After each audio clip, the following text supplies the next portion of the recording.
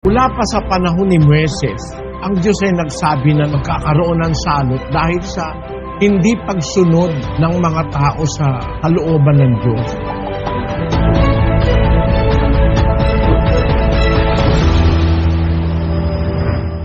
Merong kinalaman sa nangyayari ngayon sa mundo. Yung vision ng 4 na mangangabayo at 4 na kabayo sa Apokalipsis. Basahin natin yung kabayong maputla. At tumingin ako at narito ang isang kabayong maputla. At ang nakasakay dito ay may pangalang Kamatayan. At ang Hades ay sumusunod sa kanya. At sila'y pinagkalooban ng kapamahalaan sa ika-4 na bahagi ng lupa na pumatay sa pamamagitan ng tabak at ng gutom at ng salot at ng mga ganid na hayop sa lupa. Napansin mo yung salitang salot, ano? In English, it says, And I looked, and behold, a pale horse, and his name that sat on him was Death. And hell followed with him, and power was given unto them over the 4th part of the earth, to kill with sword, and with hunger, and with death, and with the beast of the earth. to kill with sword, with hunger, with death, and with the beast of the earth. Ang pagkakatranslate sa Tagalog ay salot. Ngayon, merong kuminsan pagtatranslate ng Biblia na gagamit lang interchangeably ng mga translators. Pero talaga sa Biblia, merong salot. Kagaya na nangyayari ngayon, may salot ng Ebola,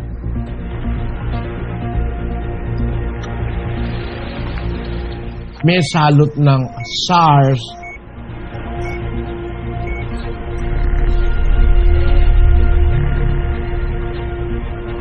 may salot ng avian flu,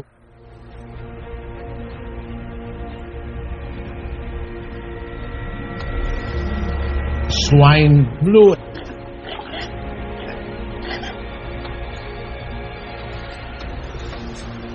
At pinakahuli nga itong coronavirus. Tinuturing ito ngayon na salot.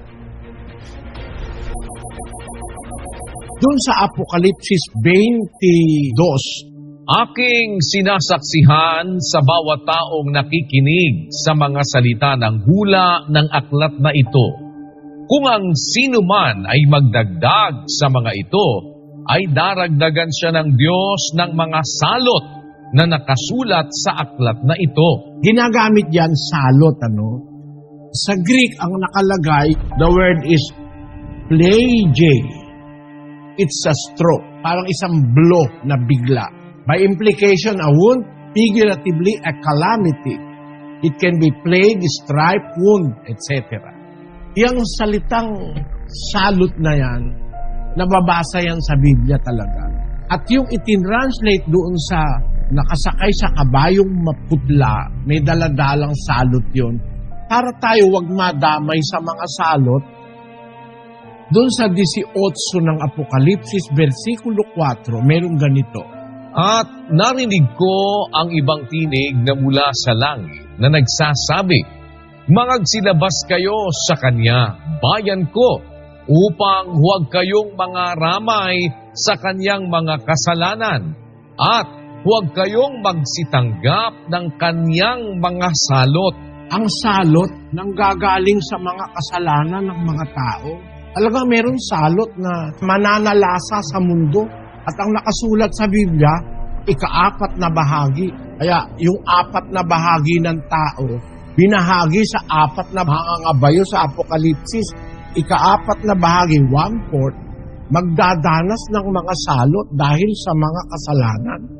Ito yung mga salot na sinasabi sa Biblia.